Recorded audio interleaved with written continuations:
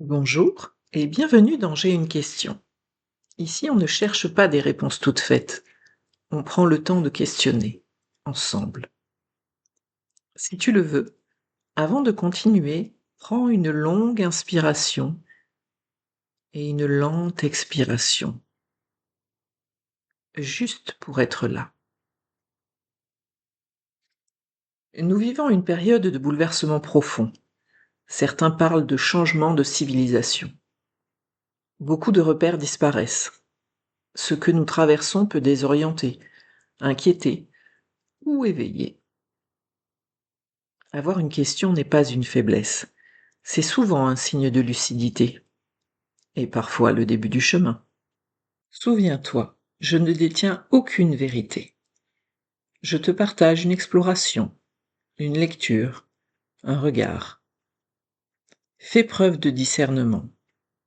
Prends ce qui résonne en toi, ce qui est juste pour toi, et laisse le reste.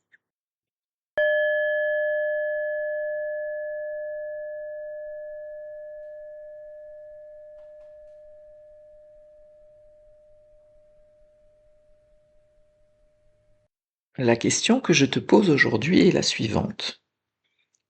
Justice humaine versus justice divine. Peut-on, doit-on, opposer ces deux termes? Sont-elles compatibles ou incompatibles?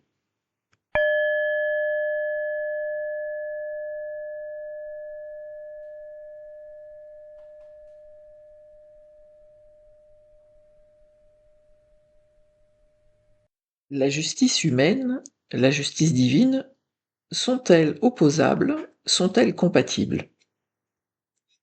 En réalité, le terme justice divine est un non-sens du point de vue des termes.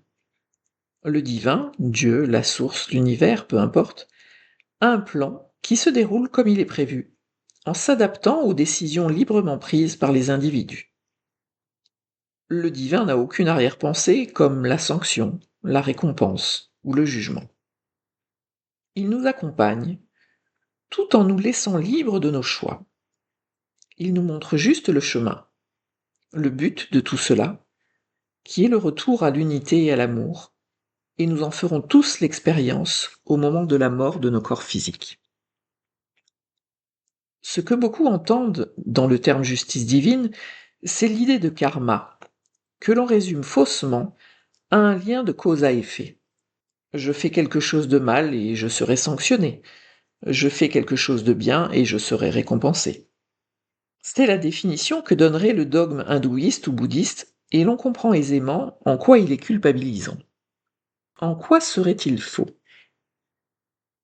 On ne fait pas les choses parce que ce serait bien ou mal, mais parce que c'est ce qui nous semble juste au moment où nous le faisons. C'est ici l'idée de justesse et non de justice. J'agis, consciemment ou non, à partir de ce que je suis, de mes conditionnements et de ce que je souhaite obtenir. Tout autre discours sur mes motivations ou les prétextes que je m'invente sont de l'ordre du mental qui cherche des justifications. Ce que nous appelons communément notre ego, ou bien un discours de manipulation de l'autre. La loi de cause à effet n'existe pas pour une raison évidente. Croire que mes décisions ou mes agissements ont le pouvoir de modifier le plan divin, c'est se prendre pour Dieu, ce que nous ne sommes pas. Nous en sommes une émanation, et en cela nous participons à la réalisation du plan.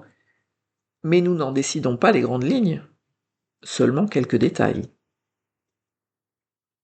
Le principe hermétique est celui de cause et d'effet. Autrement dit, toute cause a un effet, et tout effet a une cause.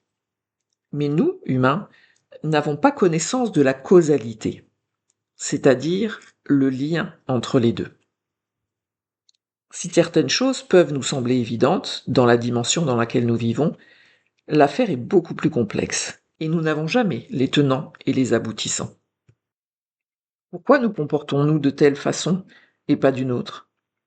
Pourquoi les foules sont-elles faciles à manipuler?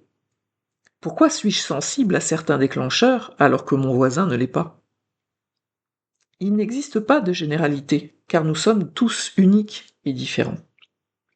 Les événements de 2020 nous l'ont démontré. Nous n'avons pas tous les mêmes réactions et cela a créé des divisions. Car au lieu d'accepter l'autre comme il est, nous l'avons jugé, catégorisé, et fait de lui un ami ou un ennemi. Loin d'avoir appris la leçon, beaucoup sont bloqués dans ce fonctionnement et l'utilisent à tout propos. Et ceux qui sont en position apparente de pouvoir s'en servent pour diviser et maintenir une forme de statu quo. D'autres ont compris et reviennent à ce qui est juste pour eux, respectant les choix individuels de chacun. Si la justice divine n'existe pas, que le karma n'est pas ce que l'on croit, dans sa forme popularisée, que faire de la justice humaine? Là encore, l'idée de justice humaine est un non-sens. La justice est une vertu, selon Thomas d'Aquin, qu'il la définit comme l'égalité et l'harmonie entre deux personnes. Les vertus sont des moyens d'atteindre le bonheur, nous dit-il. L'humain est-il capable de justice? La réponse ne peut être que négative, puisque chaque humain est différent de l'autre. Ainsi, nous n'apprécions pas de la même manière ni l'égalité ni l'harmonie. Quant à l'institution politique dénommée justice, il faut lui rendre sa vraie place. Il s'agit d'un service administratif relevant des institutions d'un pays dont le rôle est de rendre des décisions conformes à la règle de droit édictées par le corps politique selon des procédures présentées comme démocratiques.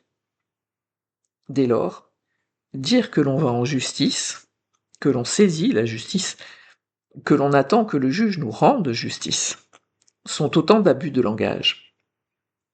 Le juge rend un jugement sur une situation ou des comportements.